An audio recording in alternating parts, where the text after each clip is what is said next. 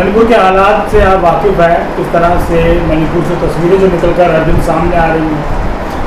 प्रधानमंत्री जी का एक बयान आता है 36 सेकंड का सत्र शुरू होने से पहले कि जो भी मणिपुर के दोषी हैं उनको बख्शा नहीं जाएगा।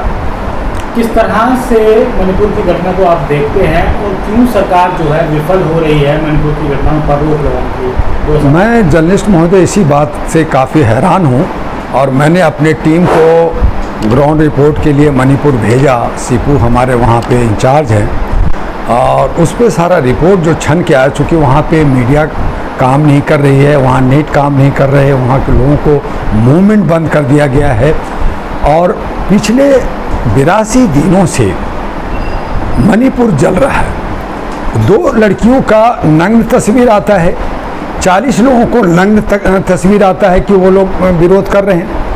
10% मैथिल लोग हैं जो सरकारी असला, वहाँ के बम बारूद लूट लेते हैं, पुलिस की सारी जो हथियार लूट लेते हैं और सरकार उनको पकड़ने में विफल होती है। तो यहाँ पे ये शक होता है कि सरकार है बीजेपी का, सरकार है एनडीए का, तो वो जो है वो लोग शरारती लोग कौन हैं उनको पकड़ा क्यों नहीं गया। होम मिनिस्टर जो हमारे गृह मंत्री हैं वो हमारे मणिपुर गए हैं, मीटिंग किया है और उसके बाद कहा कि समस्या सारा सोल्व हो गया, यहाँ कुछ नहीं हो रहा। उसके बाद नग्न जो है तस्वीरें आती है। जब हमारा असेंबली का जो शुरुआत होता है बैठक, तो आप अफसोस खाली कहते हैं कि मुझे अफसोस है। देश के प्रधानमंत्री जब फ्रांस जा सकते हैं, हमारे भोपाल और राजस्थान और मध्य प्रदेश में जाकर के कैंपेनिंग करते हैं, चुनाव का कर सकते हैं, क्या मणिपुर में वो चार्टर प्लेन से 2 मिनट के लिए नहीं जा सकते और अपने चीफ मिनिस्टर को हिदायत नहीं दे सकते कि आप फौरन एक्शन लीजिए?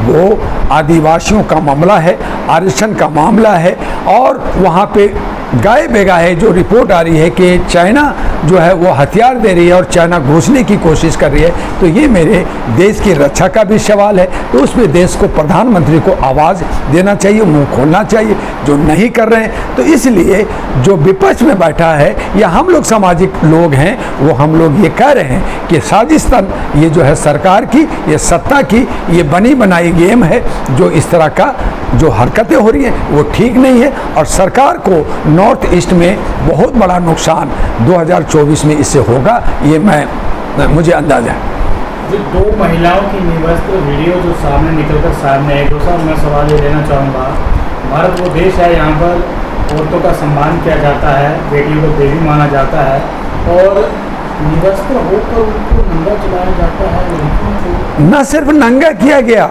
जर्नलिस्ट से न सिर्फ नंगा किया गया, उनके प्राइवेट पार्ट डाली गई, उनको ले जाकर के उनको सामूहिक बलात्कार किया गया और बलात्कार के बाद आप उसको जान से मार दिया।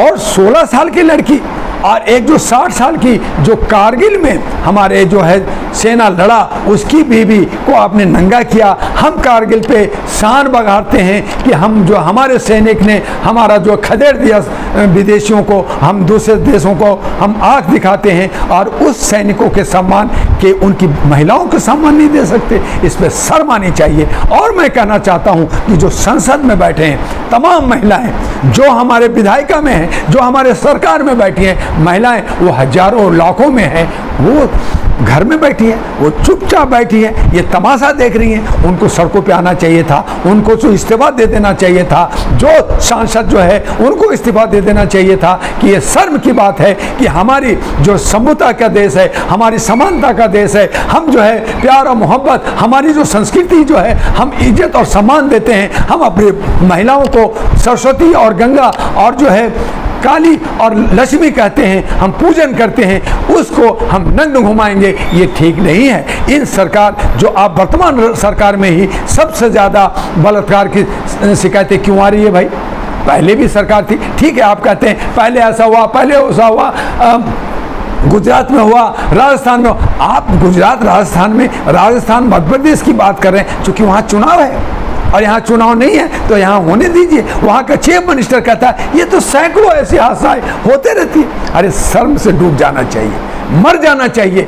मणिपुर हमारे भारत का हिस्सा है, कश्मीर हमारा भारत का हिस्सा है। अगर कश्मीर और मणिपुर में या इम्फाल में या हमारा जो है सिक्किम में कहीं भी कुछ होता है तो हमारा जो है शान कम होता है, और उसके लिए हम हमारे सारे नौजवान, हमारे सारे महिलाओं को एकजुट होकर के आवाज़ उठाना चाहिए कि ये हमारे देश पर प्रहार है, हमारे लोकतंत्र पर प्रहार है, हमारी संप्रभुता पे प्रभाव है। हम जो एकता में अनेकता में रहते हैं उसे तोड़ने की जो साजिश है ये नहीं चलेगा, और इस पर आवाज़ उठनी चाहिए। मणिपुर एक शांतिप्रिय राज्य है, और दोस्त साहब जिस तरह से वहाँ पर जो कम्युनिटी लड़ रही है वो आधुनिक हथियारों से लैस हैं। वो आधुनिक हथियार भारतीय सेना के पास भी मौजूद नहीं है, ऐसे हथियार को यूज़ कर रहे हैं, तो वो हथियार कहाँ से?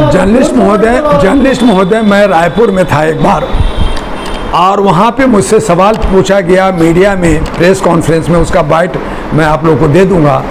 तो वहाँ कहा गया कि ये सारे जो नक्सलाइट हैं इनके पास AK-47 कहाँ से आता है? SLR है सर। और उनके पास बम पटाखे का। हमने कहा भाई उनके पास चप्पल नहीं है, खाने को कब पैसा नहीं है, उनके पास अनाज नहीं है, उन पे जो आदिवासियों को अगर एक हंस चोरी कोई कर लेता है। एक मैं जमशेदपुर में साची जो एक जगह है, जलेबिया मोड़ है, वहाँ से मैं जंगल में गया था पुरुलिया में, तो वहाँ जब एक आदिवासी का एक हंस चोरी हो जाता है, 5 किलो गेहूं चोरी होता है, तो पुलिस डिपार्टमेंट लाखों रुपया खर्च करके उस पर सर्वे करती है। उसे कहा जाता है कि अगर आप बंगाली कोई घुसा और उसको जान से मारोगे तो आप पक्का घर देंगे आपको, और आपको एक सरकारी नौकरी देंगे।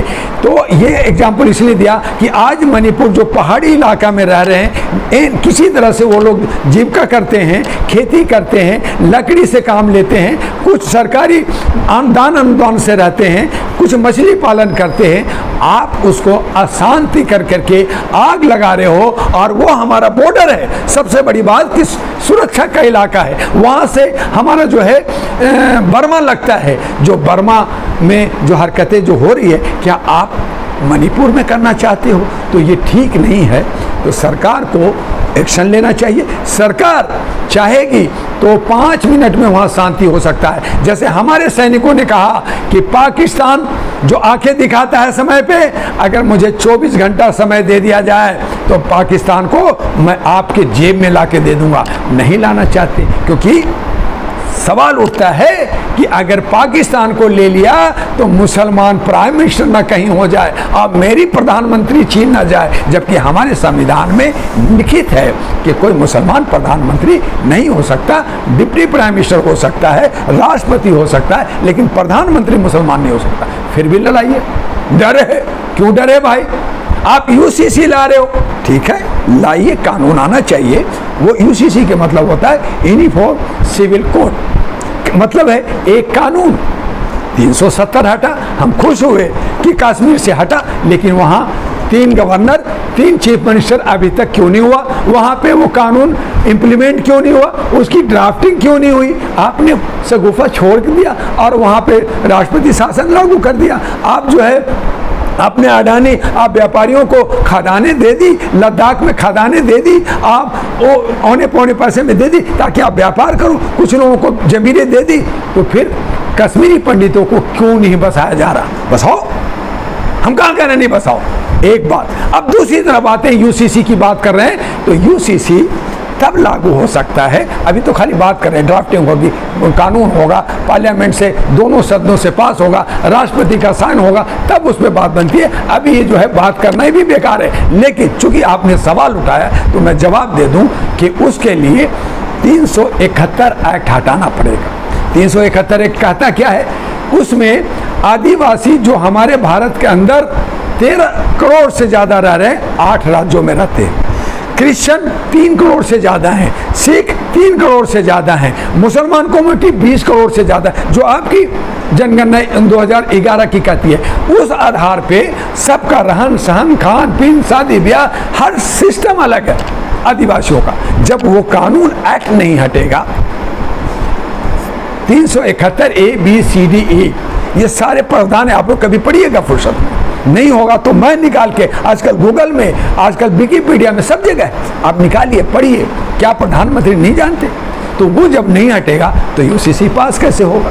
तो ये गुफा छोड़ करके आप लोगों को सामुदायिक लड़ाई करके हिंदू मुस्लिम को टारगेट बना के, मंदिर मस्जिद की टारगेट बना करके आप जो है मुख्य मुद्दा से हट जाते हैं, बेरोजगारी से हट जाते हैं, आप जो है भुखमरी से हट जाते हैं, नौकरी से हट जाते हैं, शिक्षा से हट जाते हैं, स्वास्थ्य से हट जाते हैं। हाँ, कहीं नहीं बात होती है तो पाकिस्तान ये कर दिया, वो ये सब। अरे भाई, देश के अंदर हम गरीबी में जी रहे हैं, हम लोग जो है 25 लाख करोड़ का लोन हो गया अब जनता पे, वो सब कौन देगा? आप तो झोला लेके आए, झोला लेके चले जाएंगे। और फिर मैं प्रधानमंत्री मोदी जी को शिकायत नहीं करता, मैं उनको बुरा नहीं कहता, मैं बुरा कह रहा हूँ 302 जो सांसद हैं जिन्होंने चुना है एक लीडर मोदी जी को, वो लोग सब दोषी हैं, वो लोग सब अंधभक्त हैं, वो लोग जो है आज अगर 30 सांसद इस्तीफा दे दें, मोदी जी गिर जाएंगे, खत्म हो जाएंगे। एक वोट से हमारे जो है अटल बिहारी वाजपेयी की सरकार गिरेगी थी, इनका भी गिर जाएगा। लेकिन आपने उनको भ्रष्टाचार करने दे रहे हो, आप उनको रेप करने दे रहे हो, चिमन्या को करने दे रहे हो, ब्रिजभूषण को करने दे रहे हो, उनको बचा रहे हो, और जो बोल रहा है उनको जेल भेज रहे हो, ईडी डाल रहे हो, इनकम टैक्स डालो। तो ये बदले की भावना से लोकतंत्र नहीं बचता, लोकतंत्र की हत्या होती है, और ये नहीं होना चाहिए। और लोगों को देशभक्ति में, देश के लिए और सबको अमन और शांति के साथ, जो हम विभिन्नता वाले देश हैं, जो हम एक जो है बगीचे के तरह तरह फूल की सुगंध लेकर के जीने वाले लोग हैं, उनको मत बर्बाद करो, उनको शांति से रहने दो। विदेशों में आपको जो बाबाई होती है वो प्रायोजित होती है, वो जो है मजा लेते हैं। आज बागेश्वर बाबा लंदन में भाषण दे रहे हैं तो लंदन वाले मजा ले रहे हैं कि ये लोग कितने अंधभक्त हैं कि पर्ची से ये तकदीर बना रहे हैं। और तो पर्ची से तकदीर बनना है तो पर्ची से मोदी जी को फिर से प्राइम मिनिस्टर बना दो, बात ही खत्म हो जाएगी। तो एक बागेश्वर बाबा को पकड़ करके और पर्ची निकाल के प्राइम मिनिस्टर चुनाव कराने की जरूरत ही नहीं है। क्यों अरबों खरबों रुपया खर्च करते हो, क्यों इतने सारे हंगामा करते हो? पर्ची निकालो, प्रधानमंत्री बन जाओ। तो इस तरह से देश को बर्बाद करना, अंधभक्ति में नहीं जाना। आज बहुसंख्यक को अधिकार नहीं मिल रहा है, बहुसंख्यक अधिकार की बात कर रहे हैं, 85% की बात कर रहे हैं। मैं ब्राह्मण का भी शिकायत नहीं करता, मैं ब्राह्मण का भी विरोधी नहीं हूं, मैं हूं ब्राह्मणवाद का विरोधी। जो आडंबर फैला करके, जो गलत नीतियों को लेकर के, जो धर्म कर्म के नाम करके जो व्यवसाय कर रहे हैं, भिखमंगी कर रहे हैं, मैं उसका विरोध। मैं किसी ब्राह्मण का, मेरे बहुत सारे शर्मा वर्मा और बहुत सारे गुप्ता हमारे दोस्त हैं, मैं रोज दिन रात मिलते हैं, हम उनके साथ बैठते हैं। तो मैं ब्राह्मण का विरोधी नहीं हूँ, ब्राह्मणवाद का विरोधी हूँ। इधर अगर बहुसंख्यक में जो चोर उचक्के हैं, आतंक फैलाते हैं, बदमाश हैं, मुसलमान कहलाते हैं लेकिन गलत काम करते हैं, हम उसका विरोधी हैं। हम इस्लाम के विरोधी नहीं हैं। मुसलमान के अंदर जो चोर उचक्के लोग हैं, जो हमारे देश को तोड़ते हैं, जो हमारे अमन और शांति को तोड़ते हैं, हम उनको कहते हैं तुम इस तरह के आतंक ना फैलाओ, तुम इस्लाम को पढ़ो, तुम जानो कि इस्लाम इंसानियत सिखाता है, हमारा क्रिश्चियन जो है ह्यूमैनिटी सिखाता है, हमारा जितने भी हिंदू धर्म है, जितने भी सनातन जो भी धर्म हिंदुस्तान में है, वो मानवता सिखाता है। आप मानवीय मूल्यों के लिए बात करें। आप बना रहे हो एक एनडीए, यानी कि मेक इन इंडिया और ईस्ट इंडिया और शाइनिंग इंडिया, दूसरा बना लिया इंडिया ईस्ट इंडिया। अरे भाई, भारत की बात कौन करेगा? मैंने इनको कहा कि भैया इन लगा दो, इंडिया से इंडियन हो जाएगा। इंडियन का हिंदी होता है भारतीय, भारतीय कहो, हम भारतीय हैं, फिर हम साथ देते, फिर अच्छा रहो। लेकिन नहीं, हमें तो इंडिया ही पैटर्न पे जाना है। और हर जगह हम जो है तमिल लिखते हैं, इंग्लिश लिखते हैं, बांग्ला लिखते हैं, इंग्लिश लिखते हैं, मराठी लिखते हैं, इंग्लिश लिखते हैं। इसका मतलब ये हुआ कि पूरे भारत का जो हमारा राष्ट्रभाषा है वो इंग्लिश है। तो हिंदी के लिए क्यों रोते हो? हिंदी आपका हमारे क्या भारत में राष्ट्रभाषा ही नहीं है, राजभाषा। तो पहले राष्ट्रभाषा बनाओ। फिर जो है हमने कहा यूसीसी को, मैं आखिरी आपको वक्तव्य दे रहा हूं कि यूसीसी को यूनिफॉर्म कास्ट कोड बना दो। एक कास्ट होगा, और वो कास्ट कौन सा होगा? भारतीय। सभी भारतीय कहलाएंगे। जो गरीब हैं उनको आरक्षण दो, जो गरीब हैं उनको सहयोग करो, उनको आगे बढ़ाओ। फिर न ये नाय, न दुनिया, न ब्राह्मण, न भूमियार, न जो है यादव, न मुसलमान, कोई लड़ाई नहीं होगी। सब एक हो गए। और जो जिनको आरक्षण, जो कमजोर है उनको आरक्षण दो। तो हमें जरूरत है यूसीसी, मतलब यूनिफॉर्म कास्ट कोड की जरूरत है। जो नहीं मांग रहे, जो चाहिए नहीं मांग रहे, और जो नहीं चाहिए उसको ठूस रहे और वो दलाली कर रहे हैं, तो ये देश को बर्बाद कर रहे हैं। यही आपसे कहना है। जय हिंद, जय भारत।